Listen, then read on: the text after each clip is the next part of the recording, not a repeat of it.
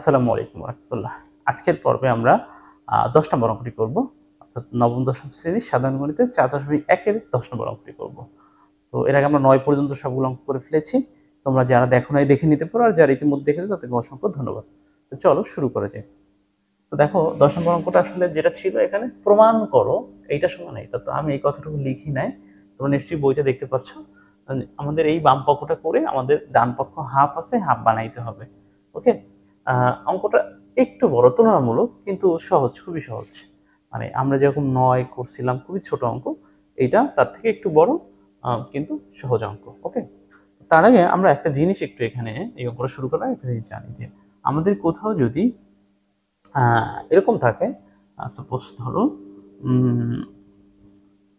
A B এবং এর পাওয়ার যদি এম থাকে, তাহলে আমরা এখানে কি করি, এ পাওয়ার এম এবং বি পাওয়ার এম লিখতে পারি। এই সূত্র আমরা প্রথম পর্বে শিখে আসছিলাম এই চ্যাপ্টারে। ওকে? তো এখন আমরা তাহলে শুরু করি। আমরা একটা কাজ করব, আমরা এইটাকেই বাম পক্ষ ধরে অঙ্ক শুরু করব। আমি এইটাকে এখান থেকে মুছে দিই, ঠিক আছে? এখান থেকে এটাকে আমরা বাম পক্ষ ধরে শুরু করলাম। তাহলে আমার একটা লাইন আমার আসলে কম লিখতে হবে, নাহলে আমাকে আবার একটা লাইন লিখতে হচ্ছে। ওকে? আর এটা সমান আমাদের করে হাফ বানাইতে হবে, এটা আমরা জানি। মানে এটা আমাদেরকে বলা হয়েছে, আমরা জাস্ট একটু লিখে রাখলাম। ওকে? ওকে, পরের লাইনে তাহলে আমরা যেটা করি সেটা হচ্ছে, আমি আগে দাগটা দিয়ে নিই এখানে। দেখো এইটুকু 2 পাওয়ার 2p প্লাস অন আছে রাখলাম। এরপর এখানে 3 পাওয়ার 2p প্লাস কিউ আছে, এটাও রাখলাম, ইন্টু 5 পাওয়ার পি প্লাস কিউটাকেও রাখলাম। এইখানে দেখো, এইখানে যেইগুলো আর ভাঙা যাবে না, দেখো 2 কে কি আর ভাঙা যাবে? যাবে না। 3 কে ভাঙা যাবে? যাবে না। 6 কে ভাঙা যাবে? যাবে না। তাই এটাকে এভাবে রেখে দিয়েছি। কিন্তু 6 কে কিন্তু ভাঙা যাবে। 6 কে কিন্তু আমরা এখানে 3 ইন্টু 2 পাওয়ার আমাদের পি লিখে দিতে পারি। যেটাকে ভাঙা যাবে সেটাকে আমরা ভেঙে ফেলছি, আর বাকিগুলো কিন্তু ভাঙা যাবে না। এরপরে এর নিচে এটা যেটা আছে, এটাকে আমরা ভাঙতে পারবো না। 3 পাওয়ার পি মাইনাস 2, এটাকে ভাঙতে পারবো, ইন্টু সেম 3 ইন্টু 2 পাওয়ার কত, 2p প্লাস 2। এরপরে 10 কে আমরা ভাঙতে পারবো কততে, 5 ইন্টু 2। তো এখন এখানে পাওয়ার কত আছে, p। ওকে? তারপরে 15 কে আমরা ভাঙাইতে পারবো 5 ইন্টু হচ্ছে 3, এর পাওয়ার হচ্ছে কত, q। ওকে? বাস, আমরা শুধু কোন কোন চারটাকে আমরা চেঞ্জ করছি এখানে। দেখো উপরে একটা 6 ছিল, আর এই যে নিচের তিনটা, দেখো এটাকে চেঞ্জ করছি এটাতে। ওকে? এই 3 ইন্টু 2, এবং এটাকেও চেঞ্জ করছি আমরা, দেখো কোথায়, এখানে। এটাকেও চেঞ্জ করছি আমরা কোথায়, এখানে। এটাকেও আমরা চেঞ্জ করছি এখানে। ব্যাস, এটুকু কাজ। হ্যাঁ, তো খুবই সহজ কাজ করছি। এখন বাকি যে কাজটা করব, এই যে আমরা এই ফর্মুলাটা অ্যাপ্লাই করব। যেখানে যেখানে আমরা ভাঙলাম সেখানে সেখানে যেহেতু দুইটা সংখ্যা আমরা গুণ অবস্থায় রাখছি, তাদের পাওয়ারগুলো আলাদা আলাদা করে দিয়ে দিব। ব্যাস, এটুকু কাজ। ওকে? তাহলে আমি সমান চিহ্ন দিয়ে একটা দাগটা টেনে নিই একটু। তাহলে উপরে এখানে বাকি যেগুলো হচ্ছে ভাঙি নাই, সেগুলো তো যেভাবে আছে সেভাবেই থাকবে। Into 3 power 2p plus q, 5p plus q. এখানে দেখো ইন্টু 3-র উপরেও পি পড়বে, ইন্টু 2 এর উপরেও পি হবে। ক্লিয়ার? একই কাজগুলো নিচেও করব। 3 পাওয়ার পি মাইনাস 2,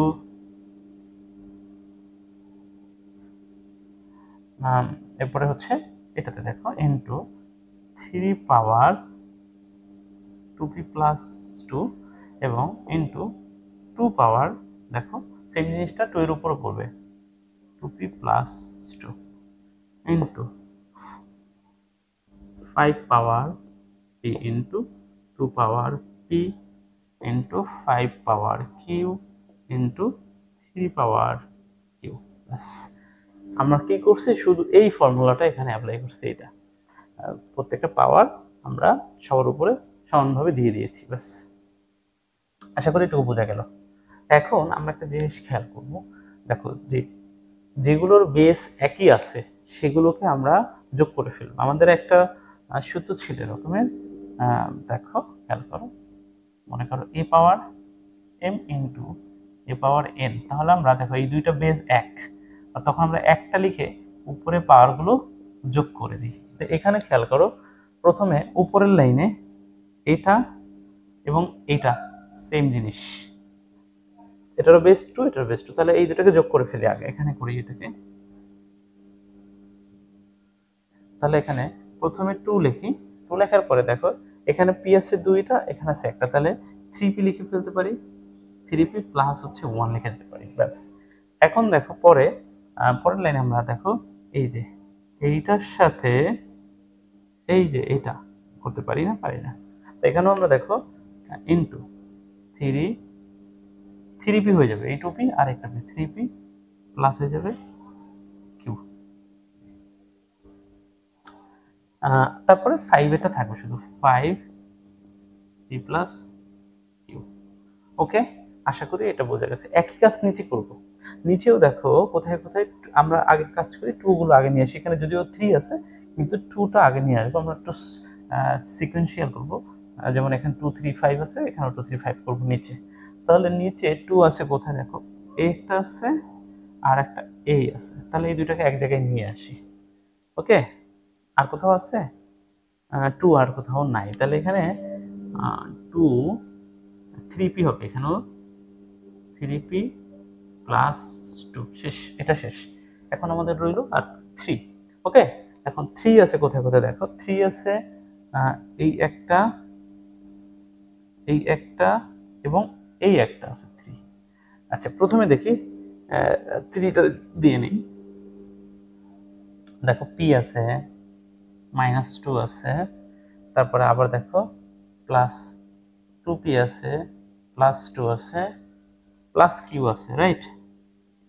ওকে, এখানে আমরা এভাবে না রেখে আমরা এখানে একটু ক্যালকুলেশন করে একটু ছোট করে ফেলি জিনিসটাকে।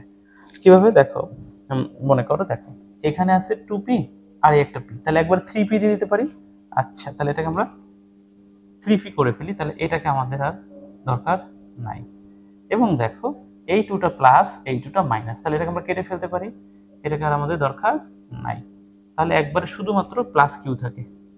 তোমরা এভাবে এক লাইনে করতে পারলেও করবা, না পারলে তোমরা বড় করতে পারো, সমস্যা নেই। একবারে যদি যোগ বিয়োগ করে বসাইতে পারো তাহলে ভালো, অঙ্কটা ছোট হবে। আর যদি সেটা না পারো পুরোটা লিখতে পারো, কোনো অসুবিধা নেই।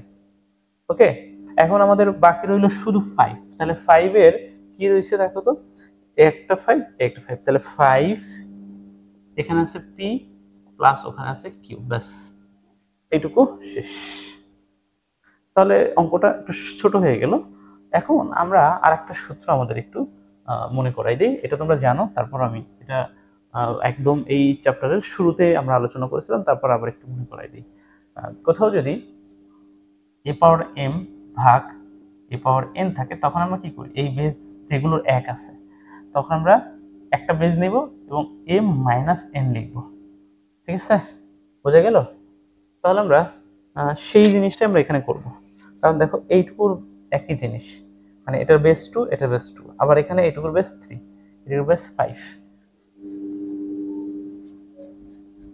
তাহলে আমরা এখন এখানে এভাবে করতে পারি, কি করতে পারি দেখো, এই 2 এর এই যে বেস একটা লিখবো এই 2 এর জন্য, অর্থাৎ এই অংশগুলোর জন্য একবার সূত্র লিখবো, আবার এই অংশের জন্য একবার লিখবো, এই অংশের জন্য একবার। প্রথমে আমরা 2 এর জন্য করি, তাহলে 2 হবে, তারপরে দেখ পাওয়ার এখানে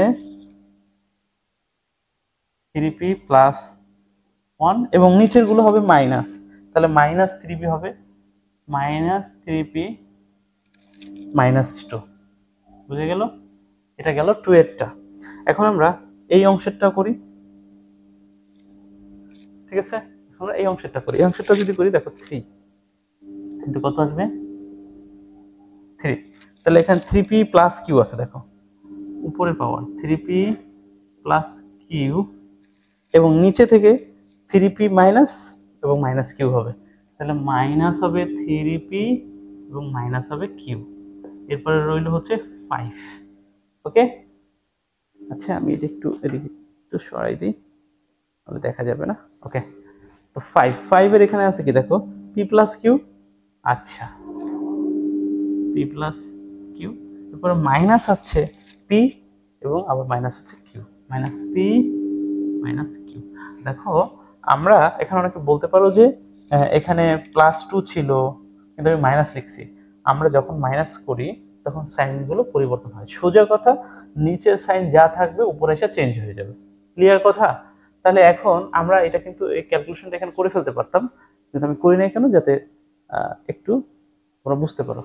একবারে ক্যালকুলেশন করে ফেলতে পারতাম কিভাবে, এখানে দেখো 5 এর এখানে দেখো এই plus P minus P, plus Q minus Q কাটা, এখানেও এই কিউ কাটা, এই 3Q 3P মাইনাস 3P কাটা, এখানে এইটা কাটা, তাহলে এখানে থাকবে কি, এখানে দেখো 2 পাওয়ার, এখানে একটা +1 এখানে একটা -1, তাহলে একটা -1 থাকবে +1টা চলে গেলে, ইন্টু 3 পাওয়ার 0 5 পাওয়ার 0, তার মানে এটা মাইনাস হচ্ছে, দেখো কোনো কিছুর উপর পাওয়ার 0 হলে, অর্থাৎ a পাওয়ার 0 মানে হচ্ছে 1, আমরা সূত্র শিখছিলাম, তার মানে এখানে হবে 1 ইন্টু 1, তার মানে এই 1 এর কোনো দরকার আছে, এইটা থাকবে। আর এইটার মানে হচ্ছে আমরা আর একটা সূত্র শিখছিলাম যে a ইনভার্স 1 বা a পাওয়ার -1 মানে হচ্ছে 1/a, ঠিক আছে?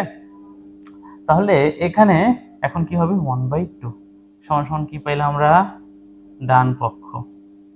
অতএব আমরা লিখব, উত্তরটা লিখে দেবো, বাম পক্ষ সমান সমান ডান পক্ষ প্রমাণিত, বাস এইটুকু কথা লিখে দিলে অঙ্ক শেষ।